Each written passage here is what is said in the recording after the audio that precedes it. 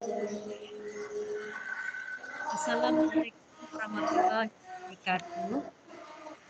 Hari ini kita mulai pertemuan berikutnya materi mengenai sistem perkembangbiakan pada tumbuhan.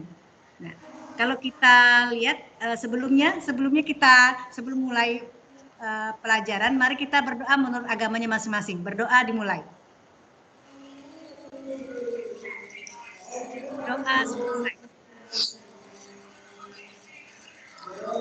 Materi ini sebelumnya kita sudah membahas materi mengenai sistem perkembangbiakan pada hewan. Nah, untuk kali ini kita membahas mengenai cara perkembangbiakan pada tumbuhan. Perkembangbiakan pada tumbuhan dibagi menjadi dua, yaitu perkembangbiakan secara generatif dan perkembangbiakan secara vegetatif.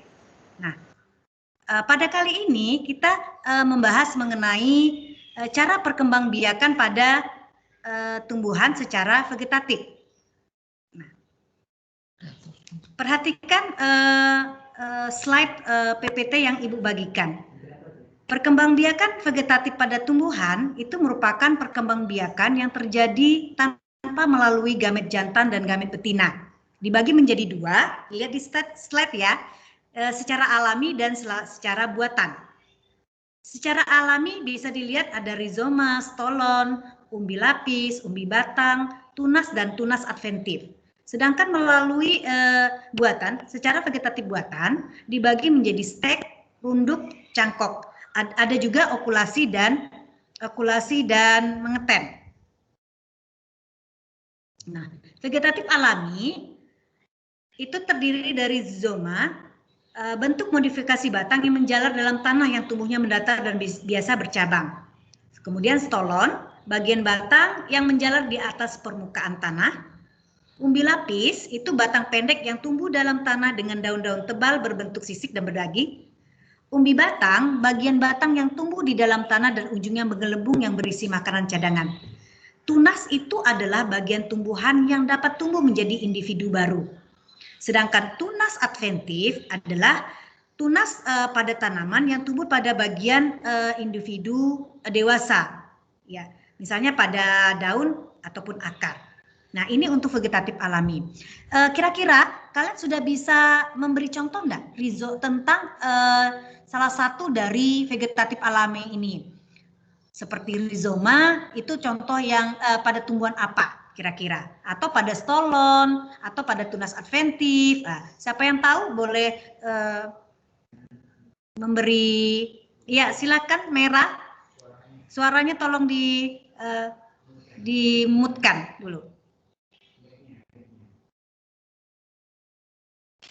Contohnya pada rizoma, Ya. Contoh tumbuhannya itu jahe, kunyit, ya pintar. Terus lengkuas, seperti itu. Iya. Oh, pintar sekali, bagus Merah. 100 buat Merah ya. Jadi teman-teman yang lain atau anak-anak yang teman-temannya Merah atau anak-anak yang lain bisa mungkin memberi contoh ataupun memberi masukan contoh dari stolon atau vegetatif alami yang lain. Bisa dilihat di lingkungan sekitarnya. Kita lanjut dengan vegetatif buatan. Vegetatif buatan itu terdiri dari stek, runduk, kemudian cangkok. Jadi stek itu perkembangbiakan tanaman dengan cara memotong bagian tanaman untuk ditanam, jadi menjadi individu baru. Nah, kemudian untuk runduk itu membengkoknya atau terbenamnya bagian batang atau cabang suatu tumbuhan ke dalam tanah.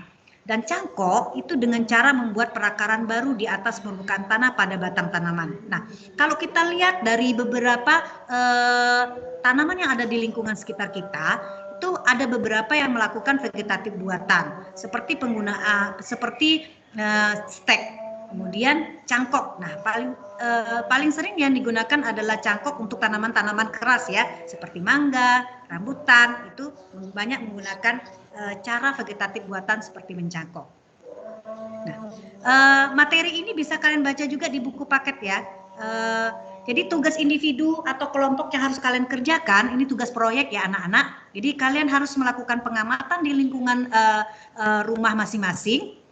yaitu cara perkembangbiakan vegetatif pada tumbuhan boleh memilih, baik itu alami maupun boleh secara buatan.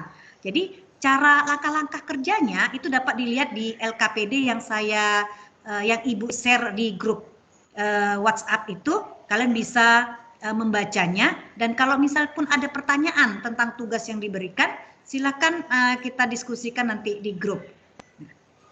Jadi tugasnya adalah membuat foto dan video kreatif mengenai cara perkembangbiakan vegetatif pada tumbuhan di lingkungan rumah. Sampai sini ada pertanyaan dengan tugas proyeknya? Saya tunggu waktunya 1 minggu ya anak-anak. Ada pertanyaan? Ya. Kalau tidak ada pertanyaan, cukup sekian perjumpaan kita kali ini. Kemudian pada pertemuan berikutnya kita sambung lagi. Sampai di sini, wabillahi taufik walhidayah. Assalamualaikum warahmatullahi wabarakatuh. Waalaikumsalam warahmatullahi wabarakatuh.